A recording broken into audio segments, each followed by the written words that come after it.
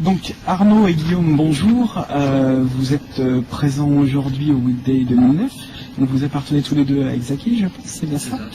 Et donc vous êtes intervenus dans le cadre de ces Weekdays sur une session intitulée, alors si je reprends mon petit papier, pensez vos architectures pour le cloud. Alors le cloud c'est bien, tout le monde en a parlé, mais qu'est-ce que c'est exactement en quelques mots? C'est pas facile de le définir en quelques mots, mais déjà le cloud, donc le nuage, ça représente déjà le fait d'être sur Internet, de récupérer des ressources sur Internet. Après, comme on en parlait avec Arnaud, le cloud, on va avoir une notion d'application dans les nuages, ou même de plateforme dans les nuages, voire même d'infrastructure. Au final, on va avoir une consommation à la demande de toutes ces ressources. D'accord. Donc on parle de nuages, mais derrière nuages, il y a quand même des machines, il y a quand même des réseaux. Donc il faut quand même penser à mettre ça en place. Donc comment une entreprise peut envisager et dans quel contexte elle envisage de se mettre sur les nuages, sur le cloud en fait. C'est là qu'il faut reprendre effectivement tous les concepts du cloud.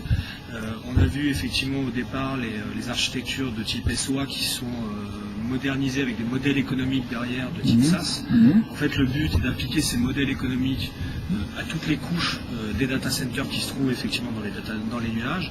Donc on va avoir en fait l'infrastructure qui va se positionner comme un provider de services, donc comme une couche matérielle sur laquelle on s'appuie, et on va le retrouver aux différentes strates en fait pour aller du matériel vers l'applicatif. Et effectivement ça c'est une orientation qui doit être prise en compte par les entreprises. Et la démarche d'une entreprise pour aller vers le cloud, on ne pense pas qu'aujourd'hui ce sera une rupture nette qui sera faite. Les grands groupes vont d'abord partir vers un private cloud, ça veut dire qu'ils vont d'abord monter leur propre data center avec ses différentes fonctionnalités d'infrastructure positionnées en tant que service, de plateforme en tant que service, puis d'application en tant que service. Et certainement que d'ici 5 ans, ces grandes entreprises s'orienteront vers un cloud qui là sera réellement le cloud public tel que Windows Azure. Pour les petites entreprises, c'est une problématique certainement différente. Elles n'auront pas les moyens, elles, d'investir dans des data centers propriétaires, donc elles partiront certainement beaucoup plus facilement vers le cloud public. D'accord. Alors en termes, aujourd'hui on parle beaucoup de crise. Aujourd'hui, est-ce que vous pensez que pour une entreprise, le cloud, si on commence à réfléchir aujourd'hui à ce qu'on va faire demain, est-ce que le cloud justement va permettre d'optimiser ou de rendre les entreprises un peu plus, un peu plus performantes?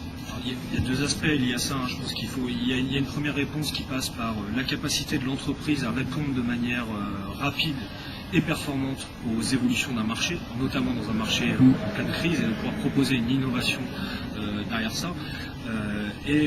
La deuxième, c'est actuellement effectivement la réduction des coûts.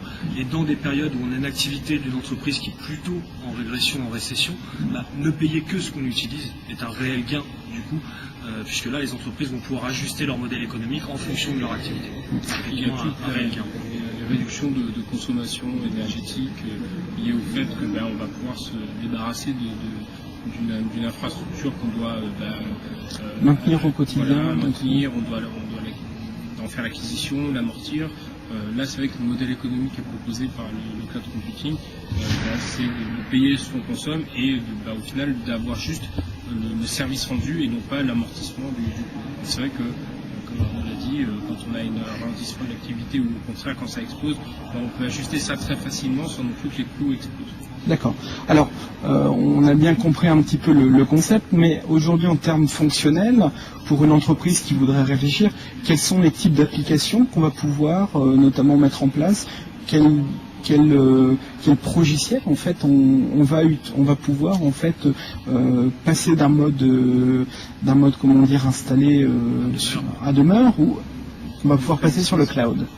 Qu'est-ce que vous voyez vous dans l'avenir? Quels sont les projets en fait que vous voyez émerger par rapport à ça? En fait, on a plein d'applications qui à l'heure actuelle sont on-premises, c'est-à-dire dans le SI, qui peuvent très bien basculer une partie ou même tout entière dans le cloud. Si on prend l'exemple d'une application web, une application web peut très bien être, que ce soit un intranet ou bien un site hébergé pour fournir des services aux clients, il peut très bien être hébergé sur ses propres serveurs ou dans le cloud. Ça, c'est le cas classique. Pareil pour les web services quand on doit s'interconnecter avec des partenaires. Après, on a d'autres applications